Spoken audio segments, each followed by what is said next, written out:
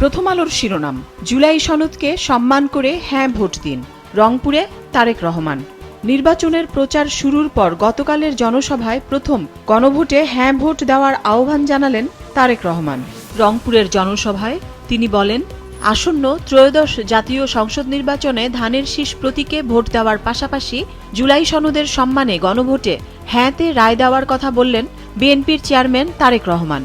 ক্ষমতাচ্যুত আওয়ামী লীগ সরকারের সময় প্রায় ২.৫ বছর আগে বিএনপি সংস্কার প্রস্তাব তুলে ধরেছিল উল্লেখ করে তিনি বলেছেন, সংস্কার নিয়ে বিএনপি লুকোছাপা করেনি।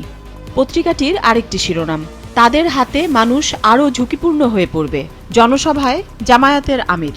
গতকাল ৪ জেলায় ৫টি জনসভা করেন জামায়াতের আমির শফিকুর রহমান। জনসভায় দেয়া বক্তব্যে চাঁদাবাজির বিরুদ্ধে কঠোর অবস্থান আবারও তুলে ধরলেন বাংলাদেশ জামায়াতে ইসলামীর আমির শফিকুর রহমান। শফিকুর রহমান বলেন, ক্ষমতায় যাওয়ার আগেই যারা চাঁদাবাজি সহ বিভিন্ন অপকর্মে জড়িয়েছে, ক্ষমতায় যাওয়ার পর তাদের হাতে দেশের জনগণ আরও ঝুঁকিপূর্ণ হয়ে পড়বে। পত্রিকাটির আরেকটি গুরুত্বপূর্ণ খবর, নাইকোর কাছে ১২,৩৭১ কোটি টাকা চেয়ে ৫১২ কোটি টাকা পাচ্ছে বাংলাদেশ। ক্ষতিপূরণ মামলা। ট্যাংরাটিলা গ্যাস ক্ষেত্রে বিস্ফোরণের ঘটনায় করা মামলায় আন্তর্জাতিক সালিসি আদালতের রায় শিগগিরই। সমকালের প্রধান শিরোনাম, প্রতিরক্ষা ক্রয়ে বিশেষ মনোযোগ অন্তর্বর্তী সরকার।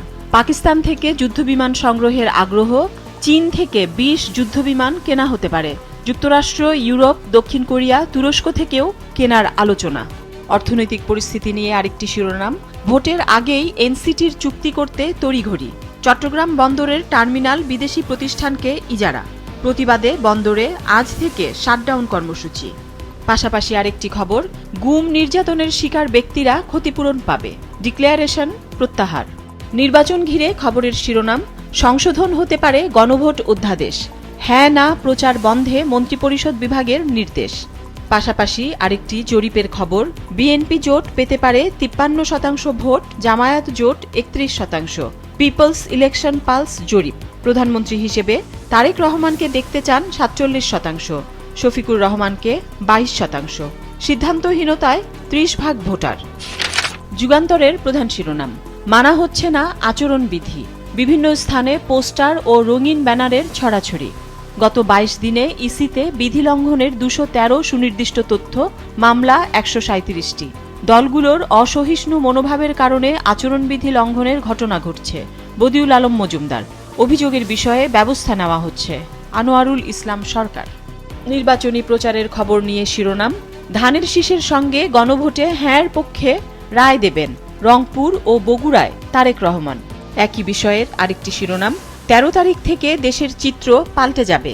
ফেনী, নোয়াখালী, লক্ষ্মীপুর, কুমিল্লার জনসভায় জামায়াত আমির। নির্বাচন কেন্দ্রিক আরেকটি শিরোনাম, ১ কোটি কর্মসংস্থান সৃষ্টি, চাঁদাবাজি বন্ধের প্রতিশ্রুতি। এনসিপির ৩৬ দফা ইশতেহার ঘোষণা। কালের কণ্ঠের প্রধান শিরোনাম, বাড়ছে নির্বাচনী হিংস্রতা, প্রাণহানি। গত ১৩ মাসে রাজনৈতিক সহিংসতায় নিহত ১৪৬, ৪ মাসে ১১৩ ঘটনায় আহত ৯৮১, ১ মাসে নিহত ১৩। পুলিশ বলছে ৪৫ দিনে ১৪৪ নির্বাচনী সহিংসতার ঘটনা। একই বিষয়ের আরেকটি শিরোনাম, নোয়াখালীর হাতিয়ায় বিএনপি এনসিপির সংঘর্ষ, আহত ১০। আইনশৃঙ্খলা বাহিনীর নিরাপত্তা প্রস্তুতি নিয়ে শিরোনাম, নিশ্ছিদ্র নিরাপত্তার আয়োজন, থাকছে প্রযুক্তি নির্ভর নজরদারি। ত্রয়োদশ জাতীয় নির্বাচন, কোনো প্রার্থীর কাছ থেকে খাবারও নেওয়া যাবে না। সশস্ত্র বাহিনী গুরুত্বপূর্ণ ভূমিকা রাখবে। বিজিবির ৪ স্তরের নিরাপত্তা। বিশেষ ঝুঁকিপূর্ণ জেলা গোপালগঞ্জ, মাদারীপুর, শরীয়তপুর, ফরিদপুর। দেশ রূপান্তরের প্রধান শিরোনাম, ভোটের প্রচারে নারীর চমক। ত্রয়োদশ সংসদ নির্বাচন, সরাসরি প্রতিযোগিতায় নারী প্রার্থীরা। হাঁস নিয়ে আগ্রাসী প্রচারণায় রুমিন। মাটির ব্যাংকে গণচাঁদা সংগ্রহে মনীষা। মুকুটমাথায় প্রচারে মেঘনা আলম। পত্রিকাটির আরেকটি গুরুত্বপূর্ণ খবর, চীনের সঙ্গে উন্নয়ন কাজ চলমান থাকবে, বৈঠকে প্রধান উপদেষ্টা। খবরটিতে বলা হয়েছে, প্রধান উপদেষ্টা ডক্টর মোহাম্মদ ইউনূসের সঙ্গে বৈঠক করেছে চীন বাংলাদেশ অংশীদারত্ব ফোরামের একটি প্রতিনিধি দল। প্রবাসীদের নিয়ে খবরের শিরোনাম, সৌদি থেকে ২০,০০০ টাকায় দেশে ফিরবেন প্রবাসীরা। খবরটিতে বলা হয়েছে, সৌদি আরব ও বাংলাদেশ রুটে যাতায়াত আরও সাশ্রয়ী করতে বিশেষ উদ্যোগ নিয়েছে সরকার।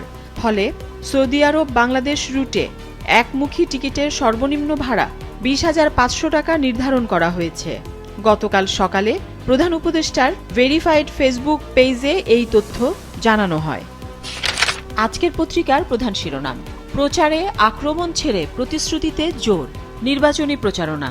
এখন দুর্নীতি চাঁদাবাজি দমনেই গুরুত্ব শীর্ষ নেতাদের।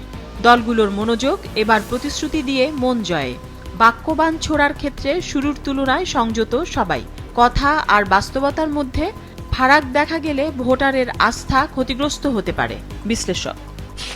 দৈনিক কালবেলার প্রধান শিরোনাম, নির্বাচনে সরগরম দেশ, আর বাকি 11 দিন।